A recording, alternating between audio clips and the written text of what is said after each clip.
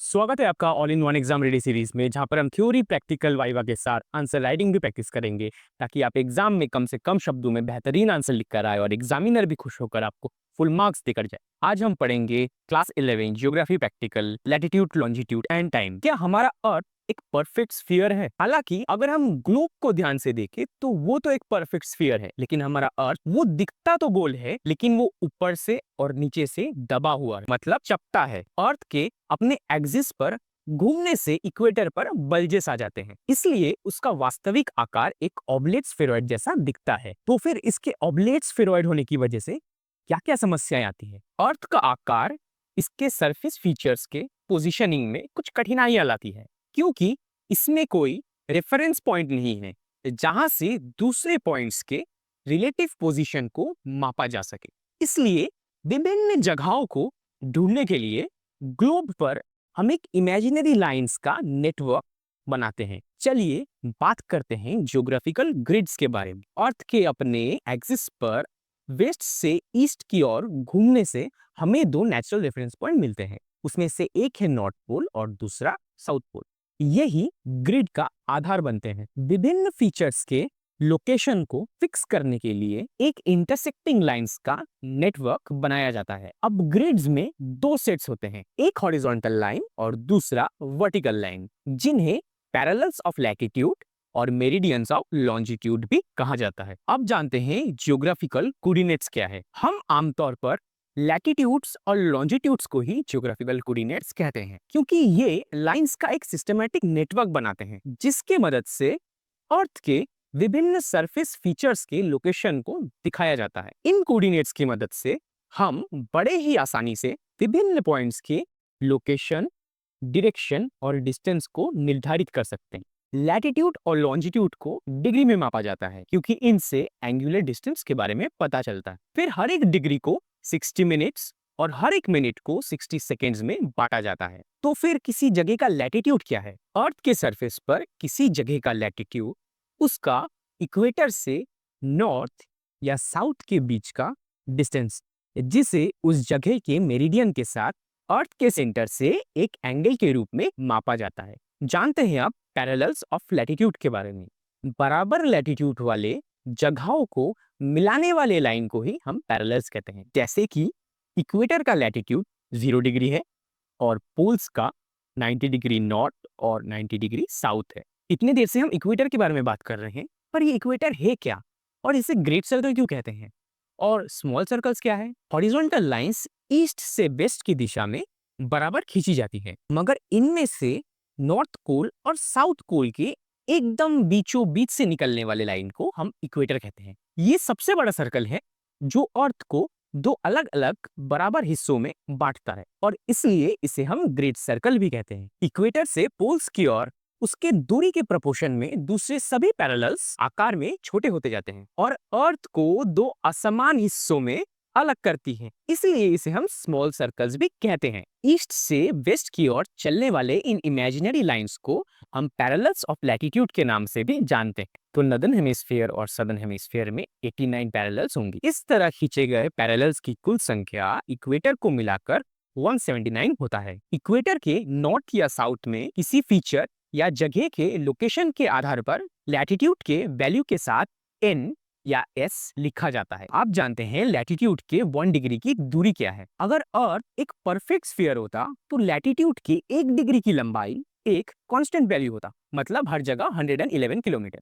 अब वही दूसरी ओर इक्वेटर पर लॉन्जिट्यूड की 1 डिग्री की लंबाई लगभग बराबर ही होता, लेकिन सटीक रूप से कहे तो इक्वेटर से पोल्स तक लैटिट्यूड की लंबाई में थोड़ा बदलाव होता है। मतलब इक्वेटर पर 110.6 किलोमीटर, जबकि पोल्स पर यह 111.7 किलोमीटर है। तो बात करते हैं पैरेलल्स ऑफ लैटिट्यूड बनाते कैसे हैं। स्टेप 1, एक सर्कल बनाएं और बीच में से एक हॉरिजॉन्टल लाइन खींचकर इसे दो बराबर हिस्सों में बांट लीजिए। ये हॉरिजॉन्टल लाइन इक्वेटर को दर्शाता है।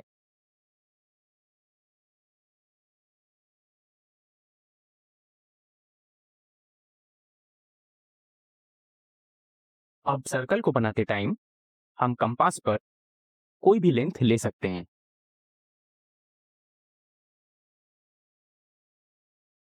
स्टेप 2, इस सर्कल पर एक प्रोटेक्टर को इस प्रकार रखें कि प्रोटेक्टर पर 0 डिग्री और 180 डिग्री की रेखाएं कागज पर इक्वेटर के साथ मिले।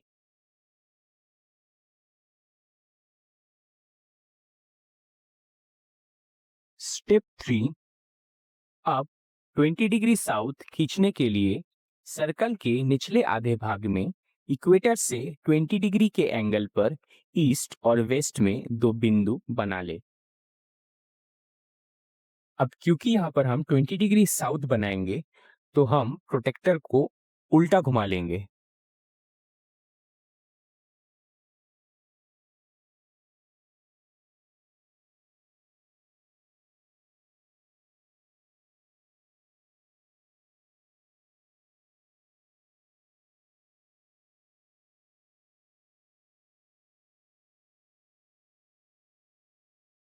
स्टेप 4, एंगल के आर्म्स सर्कल को दो बिंदुओं पर काटते हैं।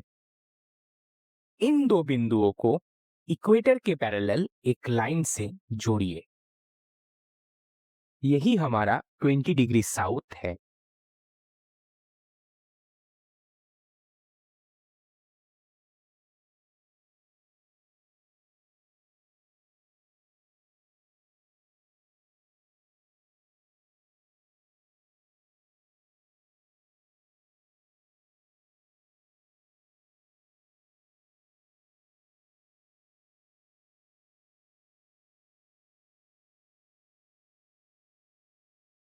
क्या आपको पता है किसी जगह के लॉन्जिट्यूड का मतलब क्या है? किसी जगह का लॉन्जिट्यूड उसका प्राइम मेरिडियन से ईस्ट या वेस्ट का एंगुलर डिस्टेंस होता है।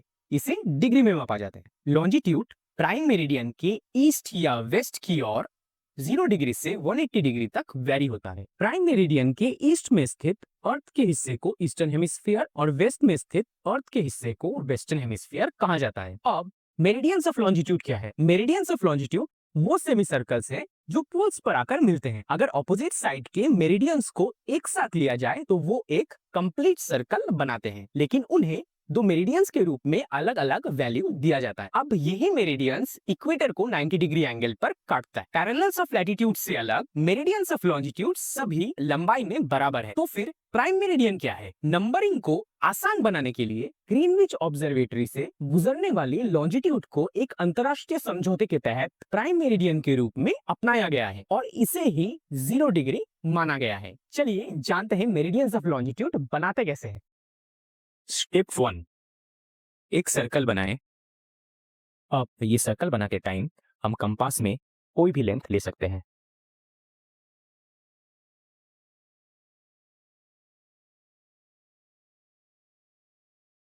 जिसका सेंटर नॉर्थ पोल को दर्शाता है और सरकमफेरेंस इक्वेटर को दर्शाता है। स्टेप 2, सर्कल के सेंटर से होकर एक वर्टिकल लाइन खींचें, यानी नॉर्थ पोल को पार करते हुए। ये 0 डिग्री और 180 डिग्री मेरिडियन रेखाओं को दर्शाता है जो नॉर्थ पोल पर आकर मिलते हैं।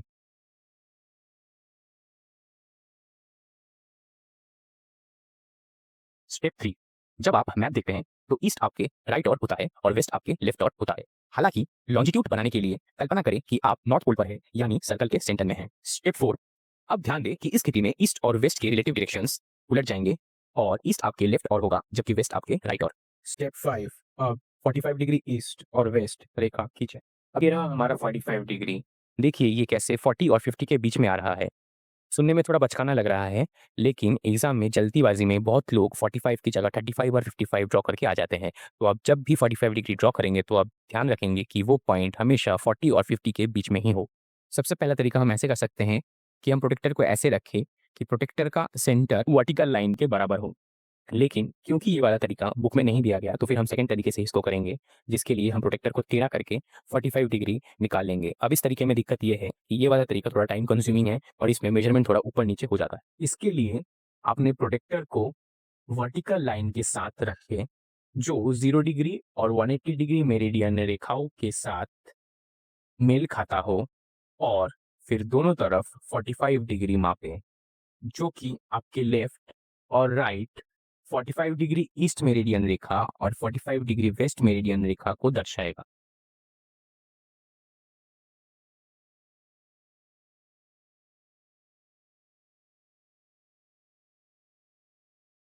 क्या आपको पता है लॉन्जिट्यूड और टाइम के बीच का संबंध क्या है?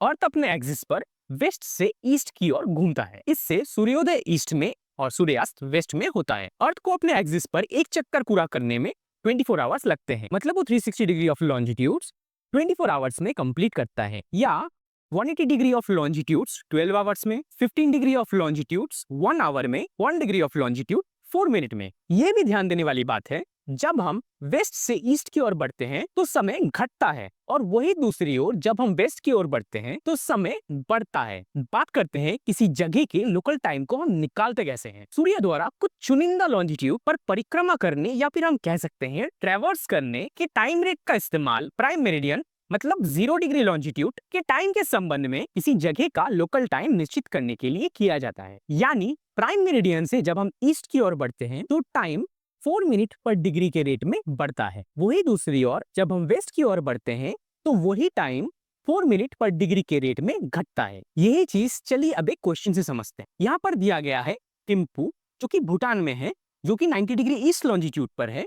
तो यहाँ का लोकल टाइम क्या होगा अगर ग्रीनविच का टाइम 12 नून मतलब 12 PM है। अब ध्यान से देखिए, जब भी इस तरह का क्वेश्चन आएगा हम 3 चीजें पहले अलग करेंगे, प्लेस, लोकेशन और ग्रीनविच का टाइम। तो यहाँ पे जैसे प्लेस थिम्पू भूटान है, उसका लोकेशन 90 डिग्री ईस्ट है, और ग्रीनविच का टाइम 12 नून या फिर 12 PM है। अब अगर क्वेश्चन में कभी 12 नून की जगह 12 मिडनाइट आ जाए तो उसका मतलब 12 AM होगा। अब इसका सोल्यूशन निकालने के लिए हम 3 स्टेप्स फॉलो करेंगे। सबसे पहले ग्रीनविच से उस जगह का डिफरेंस निकालेंगे। जैसे कि इस केस में थिम्पू और ग्रीनविच के बीच का डिस्टेंस 90 डिग्रीज है। उसके बाद स्टेप 2 में हम स्टेप 1 के वैल्यू की मदद से यही डिस्टेंस टाइम में निकालेंगे।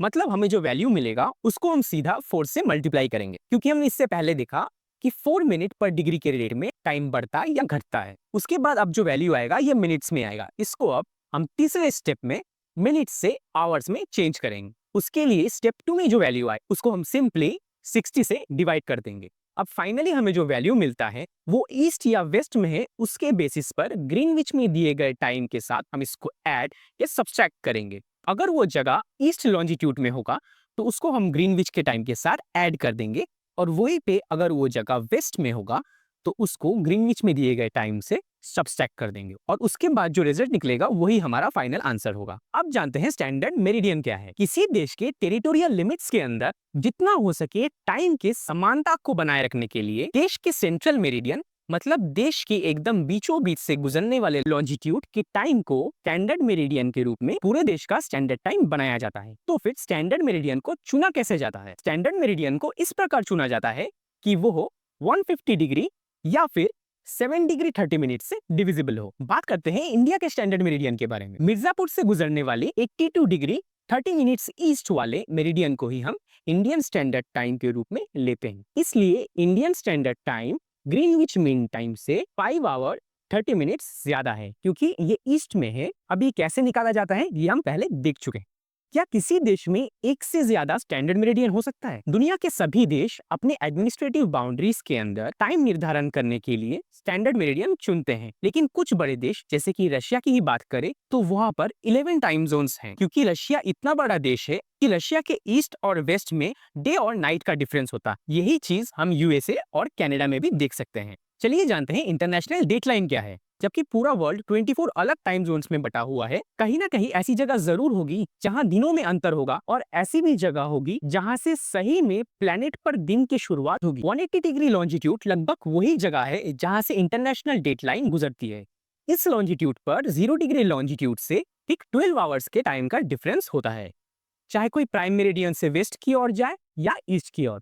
क्या आपको पता है इंटरनेशनल डेटलाइन की वजह से डेट कैसे चेंज होता है? जैसे कि हम पहले देख चुके हैं कि प्राइम मेरिडियन से ईस्ट में टाइम बढ़ता है और वेस्ट में टाइम घटता है। मतलब कि प्राइम मेरिडियन से ईस्ट की ओर बढ़ने वाले व्यक्ति के लिए टाइम 0 डिग्री लॉन्जिट्यूड पर टाइम से 12 आवर्स कम होगा, और वेस्ट की ओर बढ़ने वाले किसी अन्य व्यक्ति के लिए प्राइम मेरिडियन से 12 आवर्स ज्यादा होगा। उदाहरण के लिए ट्यूसडे को ईस्ट दिशा में चलने वाला व्यक्ति इंटरनेशनल डेटलाइन को जब पार करेगा तो तब वेडनेसडे होगा। इसी तरह उसी दिन वेस्ट दिशा में चलने वाला कोई दूसरा व्यक्ति इंटरनेशनल डेट लाइन को जब पार करेगा तो वहां पर मंडे होगा। अब यही सिंपल चीज कुछ लोग डायग्राम देखने के बाद कंफ्यूज हो जाते हैं, क्योंकि वो ये समझ नहीं पाते कि यहाँ पे ईस्ट का मतलब जो पर्सन ट्रैवल कर रहा है उसका ईस्ट कहाँ गया है, जो कि इस साइड में है, और वेस्ट इस साइड में है। और यही सेम चीज डायग्राम में अर्थ के लिए उल्टा बताया गया है, मतलब अर्थ का वेस्ट इस साइड में है और अर्थ का ईस्ट इस साइड। अब हम एक एक करके देखते हैं कि पैरेलल्स ऑफ लैटिट्यूड्स और मेरिडियंस ऑफ लॉन्जिट्यूड्स के बीच का डिफरेंस क्या है, या हम ये भी कह सकते हैं कि लैटिट्यूड्स और लॉन्जिट्यूड्स के बीच का डिफरेंस क्या है। सबसे पहला, लैटिट्यूड इक्वेटर के नॉर्थ या साउथ में स्थित किसी पॉइंट का एंगुलर डिस्टेंस है, जो कि हम डिग्री में मापते हैं। वही दूसरी ओर लॉन्जिट्यूड इक्वेटर के साथ एंगुलर डिस्टेंस है, जिसको भी हम डिग्री में मापते हैं। इसे ग्रीनविच के ईस्ट या वेस्ट 0 डिग्री से 180 डिग्री तक मापा जाता है। दूसरा पॉइंट, सभी लैटिट्यूड इक्वेटर के पैरेलल होते हैं। वही दूसरी ओर सभी लॉन्जिट्यूड्स पोल्स में जाकर एक साथ मिलते हैं। तीसरा, ग्लोब पर पैरेलल्स ऑफ लैटिट्यूड सर्कल के रूप में दिखाई जाती है। वही दूसरी ओर सभी लॉन्जिट्यूड पोल्स से होकर गुजरने वाले सर्कल्स के रूप में दिखाया जाता है। चौथा पॉइंट, दो लैटिट्यूड के बीच की दूरी लगभग 111 किलोमीटर है। वही दूसरी ओर दो लॉन्जिट्यूड के बीच की दूरी इक्वेटर पर सबसे ज्यादा 111.3 किलोमीटर है और पोल्स पर सबसे कम 0 किलोमीटर है, और वही 45 डिग्री पर ये 79 किलोमीटर। पांचवा, 0 डिग्री लैटिट्यूड को हम इक्वेटर और 90 डिग्री लैटिट्यूड को हम पोल्स कहते हैं। वहीं पे दूसरी ओर हम लॉन्जिट्यूड 360 डिग्री तक देख सकते हैं, जो कि प्राइम मेरिडियन के ईस्ट और वेस्ट दोनों दिशा में 180 डिग्री तक है। अब आते हैं छठवें पॉइंट पे। हम इक्वेटर से पोल्स तक के लैटिट्यूड का इस्तेमाल टेम्परेचर जोन्स मार्क करने के लिए करते हैं। मतलब 0 डिग्री से 23.5 डिग्री नॉर्थ और साउथ टॉरिड जोन में आता है, 23.5 से 66.5 नॉर्थ और साउथ टेम्परेट जोन में, और 66.5 से 90 डिग्री नॉर्थ और साउथ फ्रिजिड जोन में। और वही दूसरी ओर प्राइम मेरिडियन के टाइम के रेफरेंस में हम लोकल टाइम को चुनने के लिए लॉन्जिट्यूड्स का इस्तेमाल करते हैं। अब आते हैं सबसे इंपॉर्टेंट पार्ट, जो कि है आंसर राइटिंग। जैसा कि आपने देखा कि हमने पूरे चैप्टर को क्वेश्चन और रेडीमेड आंसर के फॉर्मेट में कवर किया है, तो आप यहाँ पे दिए गए हर एक क्वेश्चन को वीडियो में दिए गए इंफॉर्मेशन से बड़े ही आराम से सॉल्व कर सकते हैं। और मेरा यही सजेशन रहेगा कि आप वीडियो में दिए गए इंफॉर्मेशन को ही यूज कीजिए, ताकि आप कम से कम शब्दों में बेहतरीन आंसर लिख पाएं। और आंसर चेकिंग और इवैल्यूएशन के लिए आप हमारा टेलीग्राम चैनल ज्वाइन कर सकते हैं। और अगर वीडियो पसंद आया तो लाइक, शेयर और सब्सक्राइब कीजिए।